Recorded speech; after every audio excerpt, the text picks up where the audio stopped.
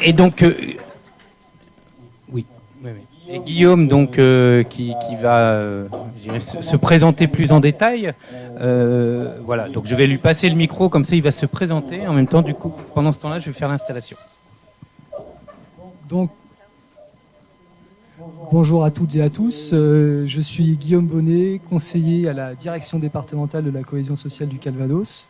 Et j'ai parmi mes missions la mission d'être délégué départemental à la vie associative. Donc une manifestation comme aujourd'hui m'intéresse particulièrement. La présence à la fois d'élus associatifs, d'élus locaux pour échanger sur cette question de la vie associative me paraît toujours intéressante. Alors, pour le coup, merci Grégory pour avoir mis en ligne ce diaporama. Chaque année, la DGEVA, donc c'est la direction de la jeunesse, éducation populaire, vie associative au ministère, met en place une étude, un baromètre sur la jeunesse aujourd'hui. Et pour le coup, cette année, il y a une spécificité. Il y a eu vraiment un focus sur l'engagement des jeunes. Donc, au niveau de la méthodologie employée, 4000 jeunes de 18 à 30 ans ont été interrogés effectivement entre le mois de décembre 2015 et janvier 2016. Donc voilà, vous voyez à l'écran, méthode des quotas. Enfin, voilà, c'est une méthode qui permet d'avoir une représentativité nationale des jeunes. Et donc cette étude portait sur 3 grandes thématiques. Donc le regard porté par les jeunes sur la société et sur leur propre situation, premier axe. Deuxième axe, l'engagement citoyen des jeunes. Et troisième axe, l'accès aux droits et aux dispositifs en faveur de l'insertion. Donc aujourd'hui, je vais simplement faire un petit point sur le regard porté par les jeunes et sur le deuxième volet, l'engagement citoyen. Alors, la première diapo voilà, qui arrive, c'est un moyen de comprendre quand on les interroge sur leur état d'esprit actuel. Ce qui ressort malgré tout sur cette diapositive où on voit que les mots les plus fréquemment mentionnés apparaissent en gros. On a quand même 49% qui se décrivent comme bien, heureux, volontaires, décidés à avancer, mais 32% ne citent que des éléments négatifs. 15% ont un regard sombre sur l'avenir. Enfin, ça, là, c'est un extrait de l'étude qui fait une 40aine de pages et les chercheurs ont bien précisé qu'effectivement, donc c'est quand même effectivement une jeunesse partagée entre confiance et inquiétude pour l'avenir. Il y a vraiment les deux volets. Une partie importante rassurée et une partie quand même importante également pleine de doutes, inquiète. Donc sur cette diapo-là, on voit que effectivement le regard des jeunes sur leur propre situation d'une manière générale, enfin, il y a 2 diapos, donc la situation actuelle et l'avenir proche. On a 10% simplement qui ont une vie actuelle qui correspond à leurs attentes, 52 qui sont, ça correspond à leurs attentes, mais ils sont quand même plus nuancés. Donc on arrive quand même à 62% à avoir un point de vue positif, en partie sur leur situation actuelle. Et donc 57% qui ont confiance dans leur avenir proche. Ça veut dire quand même que 43% sont inquiets. Voilà, autrement.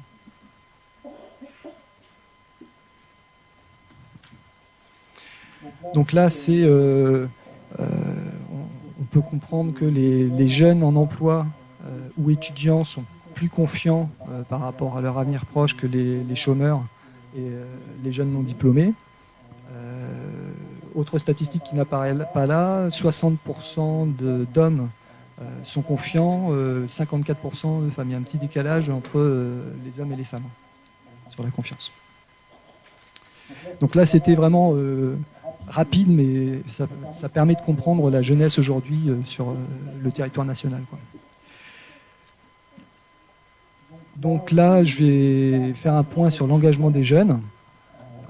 Donc pour les chercheurs, quand on parle d'engagement, c'est tout acte volontaire animé par des convictions ou des valeurs, de manière ponctuelle ou pérenne, individuelle ou collective. Et donc, sur la forme, ça peut prendre une forme de participation citoyenne classique avec l'engagement bénévole dans une association, la participation électorale, l'adhésion à un parti, un syndicat, ou plus ponctuelle, et peut-être aussi une forme plus protestataire avec les grèves, les manifestations, qui sont aussi pris en compte dans cette question de l'engagement des jeunes.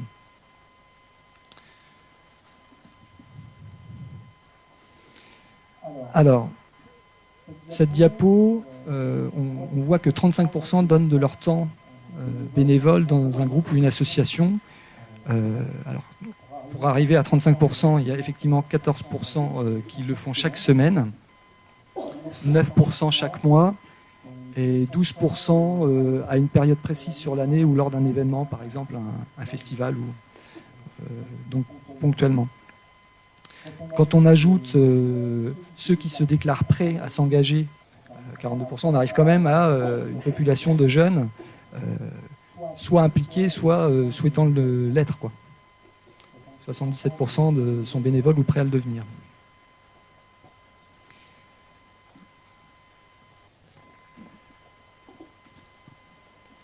Là encore, les jeunes et les diplômés sont plus souvent bénévoles. Le taux de participation bénévole est donc plus faible chez les jeunes les moins favorisés. On peut voir aussi que le bénévolat est plus présent en milieu rural qu'en milieu urbain, au niveau national, chez les jeunes.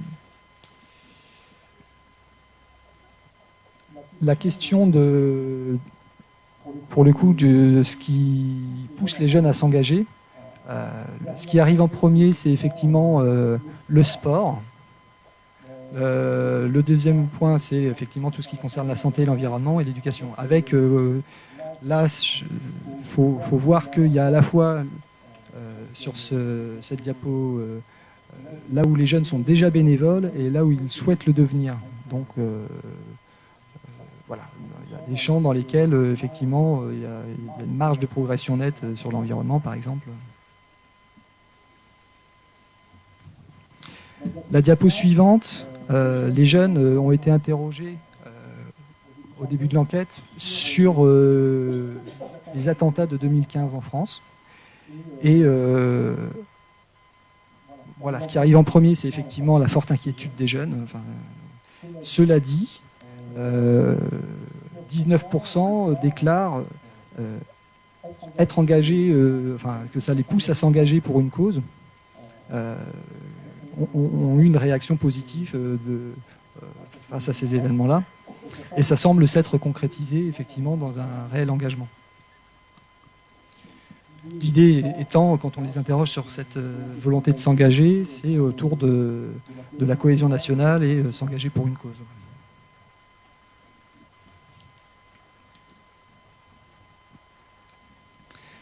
Alors, sur cette diapo, on voit une évolution effectivement entre l'an passé et cette année de l'engagement des jeunes, particulièrement sur l'engagement hebdomadaire, qui a progressé de 9%, passant de 9 à 14%.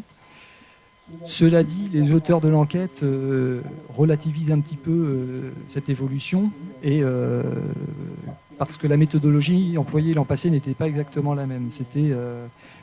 Cette année, c'était 4000 jeunes qui ont été interrogés via Internet. L'an passé, c'était une autre méthodologie avec simplement 400 jeunes interrogés. Donc, voilà.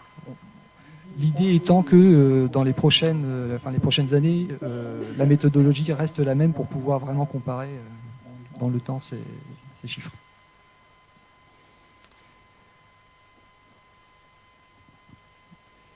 Et par contre, oui, ce qui n'est pas marqué sur cette diapo, mais le principal frein à l'engagement mentionné par les jeunes, c'est le manque de temps.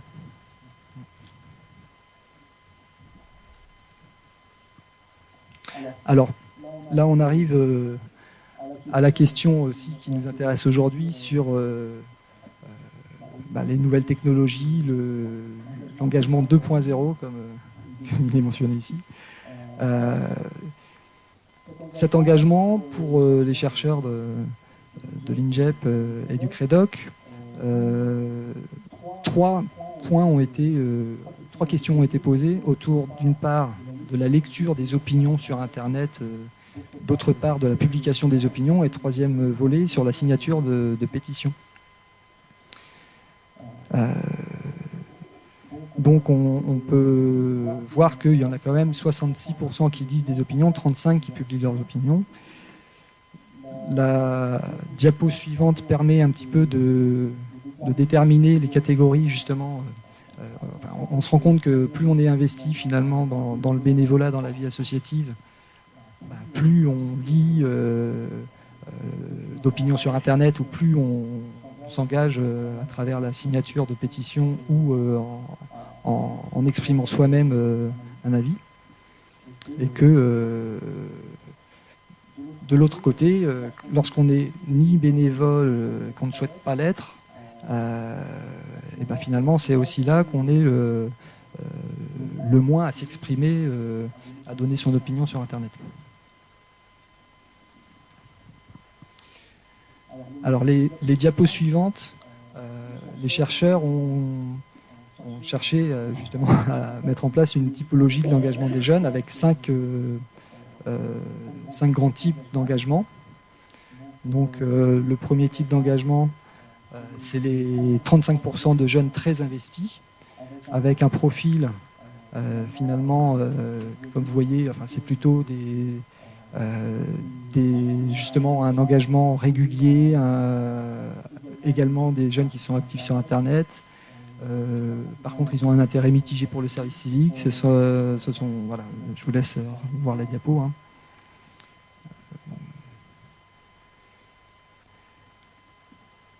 Donc, un deuxième niveau d'engagement, c'est les 48% de jeunes concernés, mais peu ou pas investis, qui souhaiteraient peut-être aller un peu plus loin dans leur engagement, mais qui ne le font pas forcément.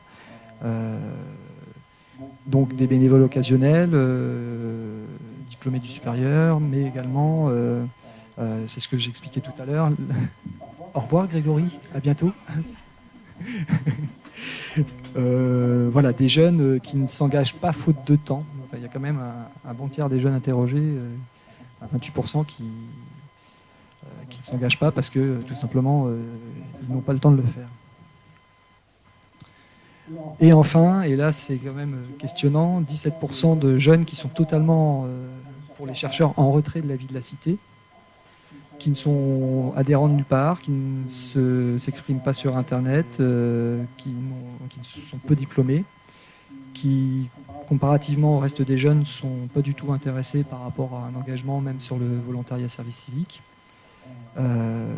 et qui, en plus, considèrent que, de toute façon, 70% pensent que leur avis ne compte pas au sein des espaces dans lesquels ils évoluent, quoi. Donc c'est quand même un regard aussi négatif sur leur propre situation.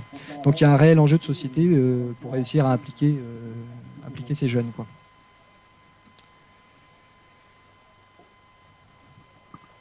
Je crois que c'était... oui, s'il y avait encore celle-là. Donc effectivement, cette diapo parle aussi sur la confiance en l'avenir et le sentiment que leur avis compte. Ça rejoint la diapo précédente, quand on pense que notre avis ne compte pas, on est moins bénévole. Voilà. Ça c'est une diapo de synthèse qui redonne finalement les grandes tendances. Donc 35% donnent de leur temps bénévole avec une hausse à long terme, un engagement plus fréquent chez les jeunes hommes diplômés et ruraux, 35% des jeunes qui publient leurs opinions sur Internet, 48% parmi les plus investis dans le bénévolat ont d'autres formes d'engagement, et enfin 17% des jeunes en retrait de la vie de la cité, et ça questionne. Ils sont également effectivement en retrait de la vie économique, et donc il y a un enjeu de société au niveau de ces jeunes. Voilà. Merci Guillaume pour pour cette communication. Juste pour rappeler, enfin pour vous informer, on a la chance d'avoir cette première communication, je dirais, dans les régions par notre délégué départemental à la vie associative. Je dirais, l'étude est toute fraîche. Elle n'a été publiée qu'il y a 3 semaines, un peu moins d'un mois maintenant, et aujourd'hui, elle n'a été communiquée que au sein des services de l'État, aux différents CEPJ. Je dirais au niveau national. Donc on a pu, grâce au travail qu'on réalise ensemble, c'est avoir la chance de pouvoir bénéficier de cette première information sur notre territoire. Pour répondre aussi à 2-3 questions qui m'ont été posées tout à l'heure, ces ressources, on va les mettre à votre disposition.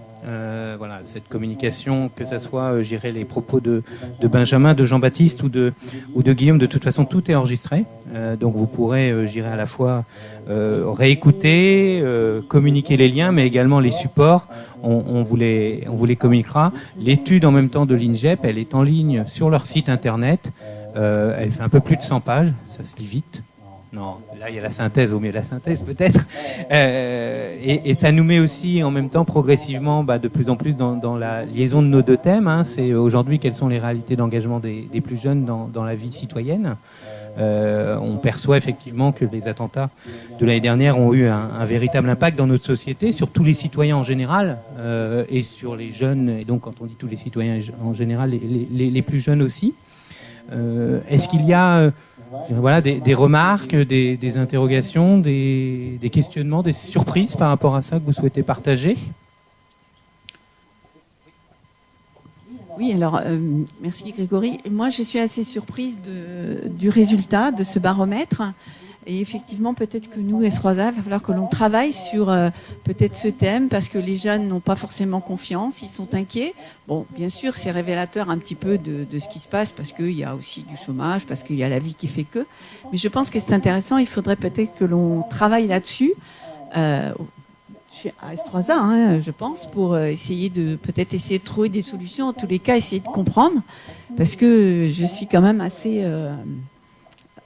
je sais pas si je suis scotchée justement de cette étude et ce qu'elle révèle. Voilà, c'est pour ça que je pose pas une question. Hein. Je dis que peut-être il faudrait que l'on s'en empare pour essayer de redonner confiance à l'avenir quand même, parce que les jeunes, c'est l'avenir de demain. Il faut vraiment qu'on les écoute quand même. Sentiment partagé. Après, je crois que c'est une véritable responsabilité collective.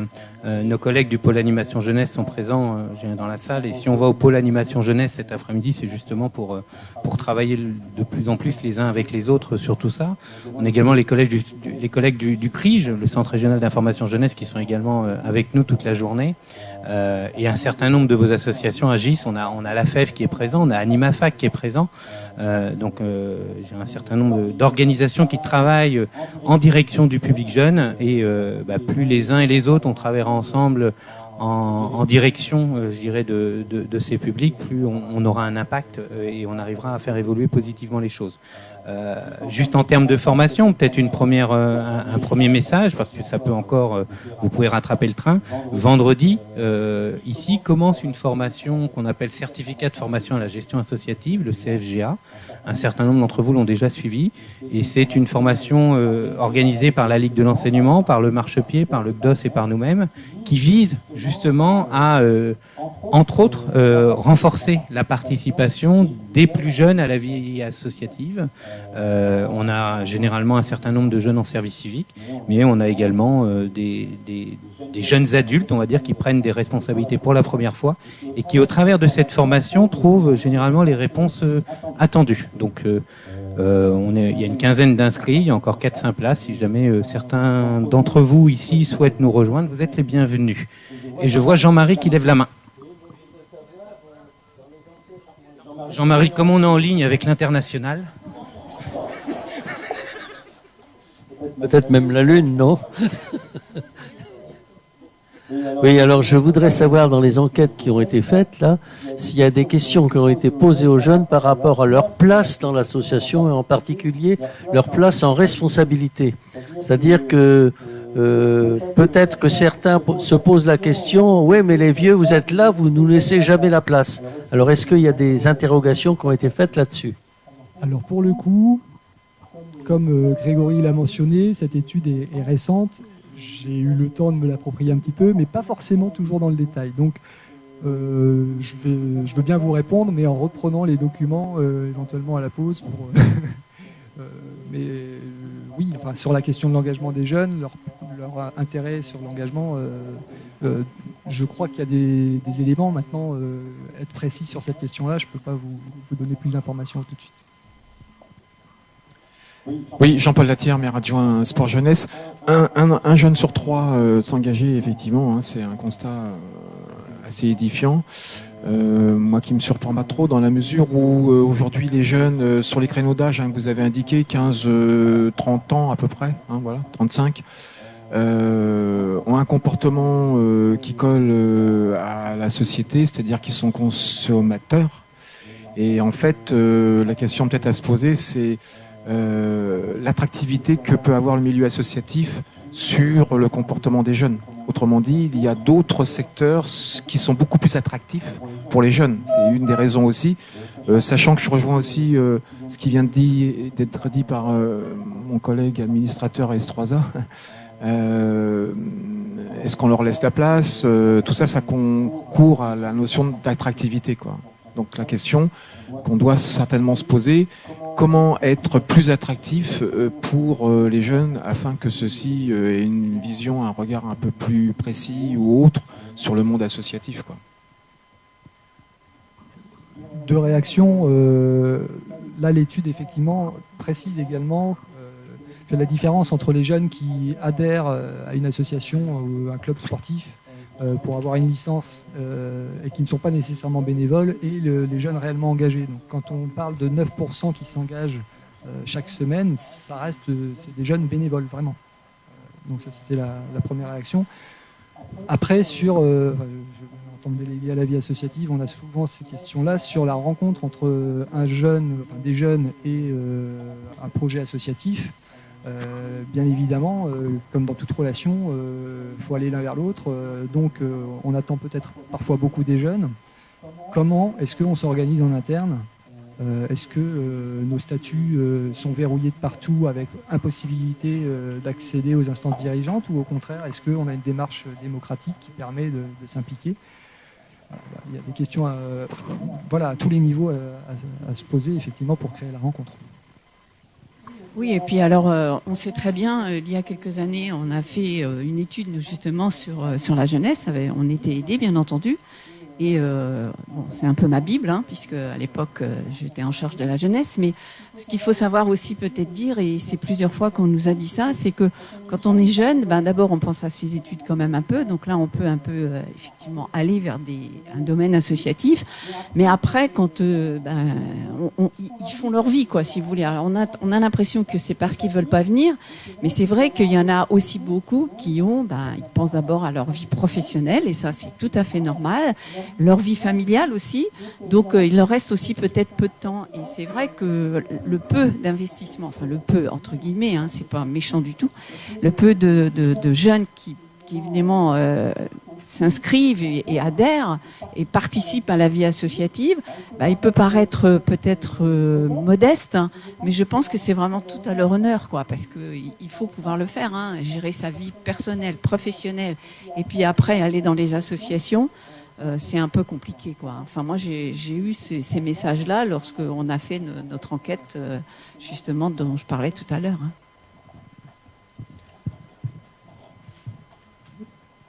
Il y a d'autres questions? Ouais. Oui. Okay. Moi, je voudrais intervenir par rapport aux résultats. Du coup, je m'appelle Benjamin, je suis coordinateur de la FEV. On mobilise à peu près 200 étudiants chaque année sur du bénévolat régulier. Et il y a un chiffre édifiant, notamment les 17% des jeunes hier en retrait dans la ville de la Cité. Et hier, du coup, j'ai discuté avec une psychologue qui du coup va faire des formations pour nous et qui intervient pour la FEV depuis 1995 et qui reçoit en consultation souvent des jeunes qui sont en retrait dans la ville de la Cité, etc.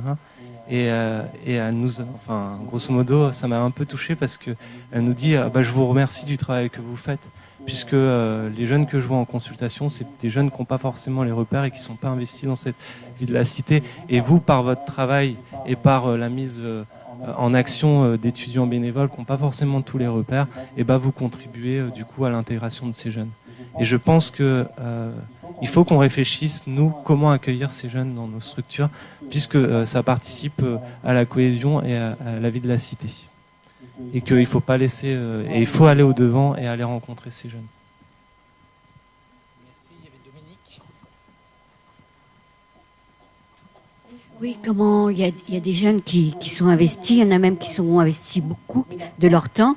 J'en ai côtoyé pas mal lors d'un mouvement qui était beaucoup composé par des jeunes, mais ces jeunes sont il y en a sur des thématiques spécifiques, comment l'environnement, comment l'aide humanitaire, sont aussi pour des causes. Il y en a qui sont vraiment hyper engagés, pour la cause animale. C'est vraiment très spécifique. Ou sur un sujet. Je pense qu'il y a un lieu sur Caen qui s'appelle le Café Sauvage. Il y a des jeunes qui sont vraiment investis. Moi j'en ai rencontré des jeunes au mouvement qui s'appelait Nuit debout, et ils étaient vraiment. Mais c'est sur des thématiques spécialisées. Et ce que je pense, c'est qu'il y a un retrait aujourd'hui considérable, et notamment des jeunes, par rapport à ce qu'on pourrait appeler les associations génériques. Notamment, sans vouloir faire de l'histoire, mais après la Seconde Guerre mondiale, il y a beaucoup de mouvements sociaux et beaucoup d'associations qui sont nées. Alors, on voit qu'il y a des difficultés, pour ces associations à faire entrer des jeunes. Est-ce que, le fonctionnement, et je dirais même, alors, je ne voudrais pas être caricatural, mais est-ce que certains fonctionnements et certaines associations aujourd'hui et dans l'avenir vont pas devenir obsolètes pour ces jeunes? Donc c'est peut-être pas tant forcément. Bon, c'est vrai que de toute façon, le niveau d'engagement des jeunes, il est un peu comme le reste de la société. Mais pour ceux qui s'engagent, est-ce que on va pas aller vers un nouvel engagement, vers des nouvelles formes d'associations, pas seulement liées au numérique et à Internet, mais liées au fait que par rapport à ce qui est l'engagement générique, ce qui est l'engagement un peu fonctionnel, et de plus en plus difficile, parce qu'on s'engage de plus en plus sur des actions spécifiques qui nous tiennent à cœur. Il y a beaucoup de coups de cœur, ce qui ne veut pas dire que c'est pas sérieux et que c'est pas profond, mais ça devient de plus en plus temporel. On passe à une chose à une autre, donc qui sont des fois aussi liées aux médias puis à l'information qui nous submerge de causes à défendre.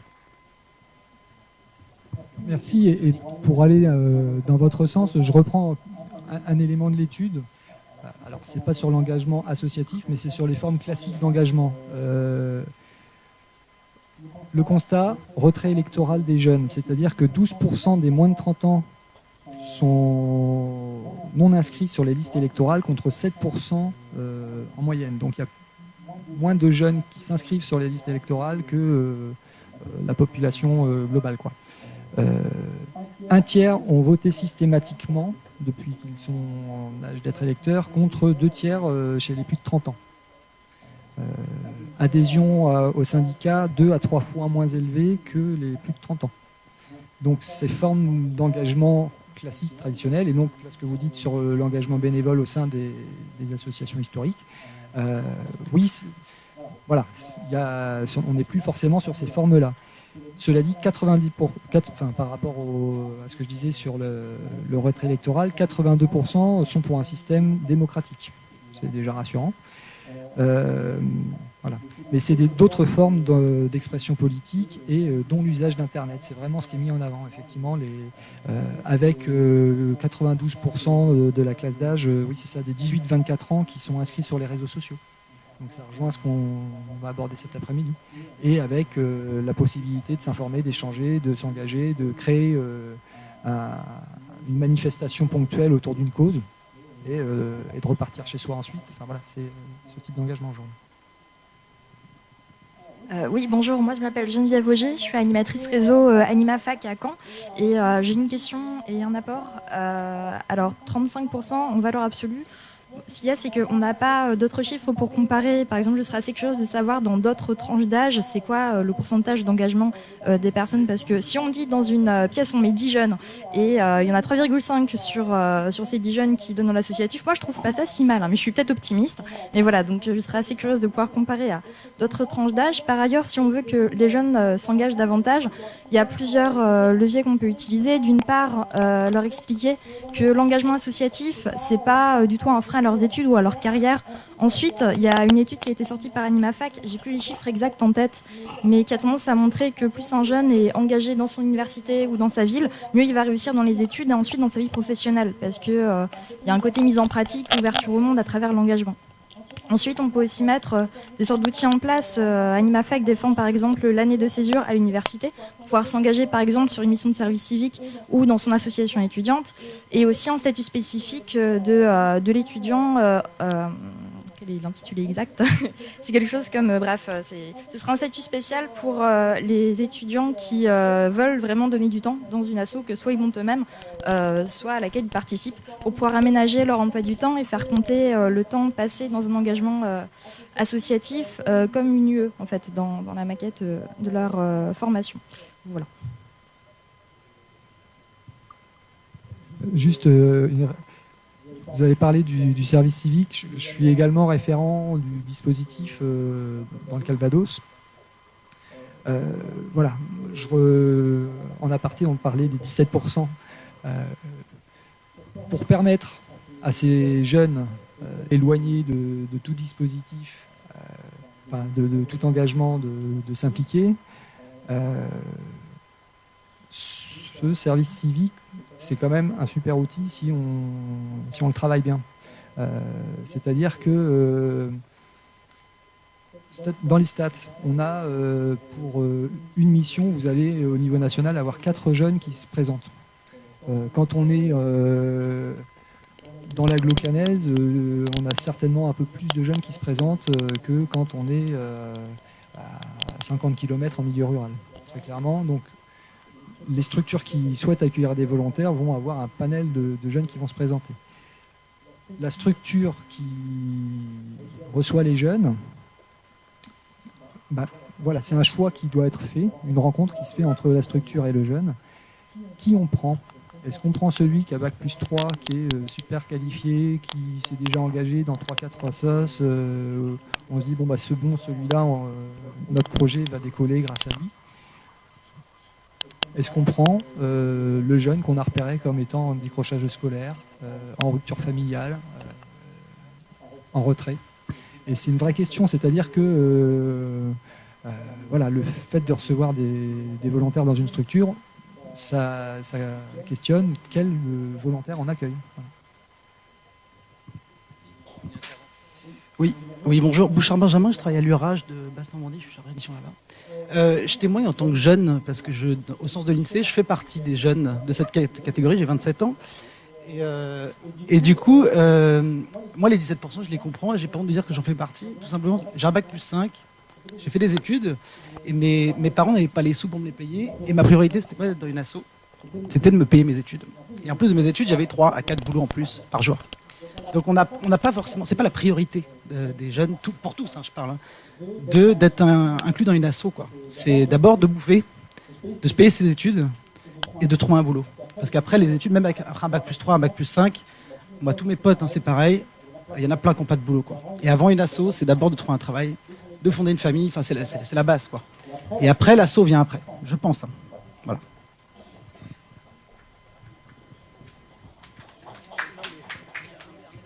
Et juste pour te répondre, je pense qu'on bataille au niveau de l'université, notamment pour qu'il y ait de la reconnaissance de l'engagement et que ça puisse être intégré dans le cursus universitaire. Et je pense qu'avec le AnimaFac, je pense qu'on essaye de se batailler là-dessus pour avancer. Parce qu'on pense qu'il y a des réelles compétences qu'on développe autres que des études. Et effectivement, je pense que certains étudiants, il faut bouffer, etc. Mais je pense aussi que l'université aussi a son rôle aussi à jouer là-dedans. Oui, Claude François, je suis président du CIS Basse-Normandie, c'est un collectif sur la santé. Donc forcément, chez nous, dans le monde de la santé, avoir des jeunes, quand on est jeune, on est immortel, donc on ne se sent pas forcément concerné par la santé. Vous parlez du service civique, mais restons dans le sens bénévole. Le service civique, ce n'est pas un bénévole. Nous, ce que nous recherchons, nous les présidents, ce sont des bénévoles, mais non pas des bénévoles que je vais dire ponctuels, mais ce sont des bénévoles actifs. Donc, on trouve plein de personnes qui sont prêtes à s'engager dans le monde associatif. À partir de quel âge? À partir où les enfants maintenant sont tirés, on se retrouve pas encore en retraite, mais presque. Bon, là, on a plus de temps parce qu'on a pu à s'occuper des enfants. Mais les gens sont prêts à s'investir ponctuellement. Donc, ils sont prêts à monter dans la 10e, la 9e voiture. Mais pour monter dans la première ou la locomotive, on n'en trouve pas. Donc je me dis, c'est déjà un avantage, parce qu'il y en a qui restent sur le quai, donc qui ne montent même pas dans la voiture. Mais notre vrai souci, nous, présidents d'association, c'est de trouver des bénévoles, mais des bénévoles actifs. Et c'est ce qu'on voit aujourd'hui, nombre de présidents d'associations qui se découragent, plient la valise, qui arrêtent parce qu'ils se retrouvent tout seuls pour gérer 3 ou 5 départements, comme moi actuellement. Bon, et puis je veux dire aussi, l'investissement des jeunes suivant les associations, ça montre quand même, il faut aussi trouver une certaine maturité. Aujourd'hui, l'après-midi, je suis à l'ARS, demain, je suis au ministère. Donc, je veux dire, il faut quand même avoir quand même une certaine maturité. Donc, je ne veux pas dire que les jeunes n'ont pas de place forcément dans le milieu associatif, mais c'est une place qu'il faut qu'ils prennent. Et quand ils veulent prendre une place, bien souvent, c'est une place, et on le voit aujourd'hui, c'est une place de salariés. Et non pas une place de bénévole. Alors, que faire? On a un petit. Alors c'est super, on est dans l'échange et je vois que du coup la diversité des points de vue crée de la réaction et c'est ce qu'on recherchait. Le souci, c'est qu'on a un petit quart d'heure de décalage avec le reste de la matinée. Donc on va continuer un petit peu, mais tout de suite après, de toute façon, au travers de la conférence sur le numérique, les temps d'échange vont pouvoir se poursuivre. Et j'ai envie de dire, du coup, on réduira très fortement la pause. Donc n'hésitez pas à aller prendre un café ou autre et à revenir. Ça nous permet du coup de continuer dans le vif. Et il y avait donc une demande d'intervention au niveau du CRIJ et après il y a Bertrand. Vas-y. Très rapidement, donc Hervé Lebevant, chargé de mission au CRIJ, le Centre régional information jeunesse. Je reprends un peu ce que j'ai entendu et ce qui est l'interlocuteur juste présent. Je comprends la difficulté pour un certain nombre d'associations d'accueillir des jeunes. Les jeunes ne vont pas forcément spontanément vers des associations qui existent déjà, qui parfois, pour certaines, ont pignon sur eux. Pour autant, je tenais à rappeler quand même qu'un certain nombre de mouvements associatifs sont nés de la jeunesse. On a tendance un peu à l'oublier là dans nos échanges. Vous parliez de la santé, je pense rapidement à ACT UP, à des associations autour des questions effectivement du sida. Elles se sont créées avant tout par des mouvements de jeunesse en réaction au fait que les pouvoirs publics ne bougeaient pas beaucoup. Ça veut dire qu'à un moment donné, il y a quand même un potentiel. Alors je prends ce sujet-là parce que vous abordiez les questions de santé. Je pense qu'on pourrait s'amuser à le décliner sur d'autres sujets. Et c'est important de ne pas l'oublier. C'est-à-dire qu'à un moment donné, on ait du mal à accueillir des jeunes dans des mouvements associatifs existants, ça peut être une réalité, et encore, ça peut peut-être se discuter ici ou là, sur les modalités d'accueil, comme le disait notamment Benjamin tout à l'heure, mais en tout cas, je pense que c'est important de penser que dans ces 35%-là, c'est des jeunes qui à la fois peuvent créer eux-mêmes des structures associatives, et il y en a, des mouvements associatifs importants qui aujourd'hui sont reconnus, d'une part, et d'autre part, qu'il y a aussi des formes d'engagement qui ne sont pas des formes d'engagement associatives. On l'a peut-être pas évoqué, mais par exemple, au CRIJ et dans le réseau Information Jeunesse, on accueille beaucoup de jeunes qui créent des projets, qui développent des projets, qui peuvent après être amenés à être des projets qui vont s'inscrire dans, qui vont déboucher sur la création d'une association ou qui vont s'inscrire dans un mouvement associatif existant, etc. Mais c'est des initiatives qui sont légion. Enfin, il y en a beaucoup, il y en a énormément, et elles sont difficiles effectivement à mesurer, à quantifier, et on les voit pas. Elles sont un petit peu invisibles. Et ça, dans le champ de la culture, dans le champ de la solidarité internationale, voilà, l'IMAFAC pourra en parler aussi, bien entendu. Voilà, donc ça, c'est des choses qui existent, mais qu'on n'arrive pas à quantifier à travers, enfin, en tout cas, à mettre en valeur à travers ce type d'études. Mais voilà, et je rejoindrai l'intervenante d'Animafec pour dire que 35% de jeunes engagés, c'est sans doute pas si mal, et que je me t'ai fait la réflexion aussi, ça serait quand même intéressant de savoir dans les autres tranches d'âge ce que ça représente. Voilà, donc remettre tout ça quand même en perspective plutôt que on peut voir le verre à moitié vide. On peut peut-être s'interroger, s'encourager en disant que y a une partie du verre qui est plein et qui alimente, et il y a aussi s'appuyer sur les bonnes pratiques, sur les bons exemples, en sachant que effectivement les jeunes qui s'engagent peuvent aussi permettre aux jeunes qui aujourd'hui ne sont pas engagés. Il y a peut-être aussi un travail à faire avec les jeunes qui s'engagent pour amener des jeunes qui ne s'engagent pas ou qui ne s'intéressent pas à la vie de la cité d'une manière générale à peut-être les rejoindre. Voilà. Oui, moi je voulais intervenir sur la différence entre association avec bénévoles et association employeur. C'est des jeunes qui se retrouvent intégrés dans le conseil d'administration et qui ont des responsabilités, se trouvent confrontés, quand on est une association employeur, à des responsabilités et ont affaire à des professionnels, et là on touche à un point essentiel du problème, c'est que les professionnels admettent difficilement que des jeunes non spécifiques puissent leur donner des ordres. Et il y a forcément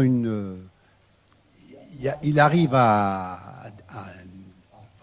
les jeunes quittent l'association, quittent pas l'association, mais quittent le rôle de responsabilité parce qu'ils se trouvent en opposition et en refus du salarié d'admettre cette responsabilité. Et c'est très compliqué parce que, c'est pas que les jeunes, c'est tous les non-professionnels qui gèrent des salariés professionnels se trouvent confrontés à ce problème. Comment le salarié peut accepter de répondre et c'est vraiment un gros souci parce qu'on a des jeunes qui sont intégrés au conseil d'administration et qui arrêtent parce que c'est compliqué et voilà. Bonjour. Alors moi, je vais rebondir sur ce que la personne avant moi vient de dire concernant l'engagement des jeunes dans les associations. À titre très personnel et par mes propres expériences, je suis tout à fait d'accord sur cette question de la difficulté dans certains cas des jeunes de trouver leur place dans une structure déjà existante avec des équipes qui sont en place depuis plus ou moins longtemps, avec des gens avec qui il y a une différence d'âge plus ou moins importante. Je ne vais pas parler de force d'inertie, mais bon, dans certains cas, les changements sont difficiles à mettre en place, que ce soit en tant que service civique, bénévole ou salarié. C'est pas forcément la question. Et je pense que c'est parfois dommage. Et après, sur la question des âges, de nouveau à titre personnel, je trouve que en tout cas les structures dans lesquelles moi j'ai pu passer, les tranches d'âge qu'on voit sont justement les jeunes qui ont du temps, qui sont encore étudiants, et les personnes qui sont plus en fin de carrière ou déjà retraités, qui eux aussi ont du temps. Je trouve que les grands absents en termes d'âge dans beaucoup d'associations, c'est vraiment les travailleurs avec des familles et des jeunes enfants. Complètement. Effectivement, les études le démontrent. Alors, on va profiter du petit temps de pause pour aller chercher les 2-3 informations que certains souhaiteraient avoir. Vous souhaitiez parler allez-y. Ah non ? Ah d'accord, vous passiez juste... Oh, excusez-moi. En tous les cas, merci pour ce temps d'échange. On peut voir aussi la diversité des points de vue, on va dire. Et c'est, je dirais, l'objet de ce type de conférence, de mettre cela à jour et de voir comment, par la discussion, on peut les uns et les autres évoluer. Je vous propose un petit temps de pause de pas plus de 10 minutes, s'il vous plaît. on se discipline tous pour revenir et on accueillera Geneviève d'AnimaFac et Grégoire de la Fonda pour aborder, je dirais, de plus en plus les thèmes de la journée, c'est-à-dire aujourd'hui la question du numérique et les usages associatifs, et à partir de là aussi, comment les jeunes aujourd'hui se sont emparés de tout ça et qu'est-ce qu'ils peuvent apporter aux pratiques associatives. À tout de suite.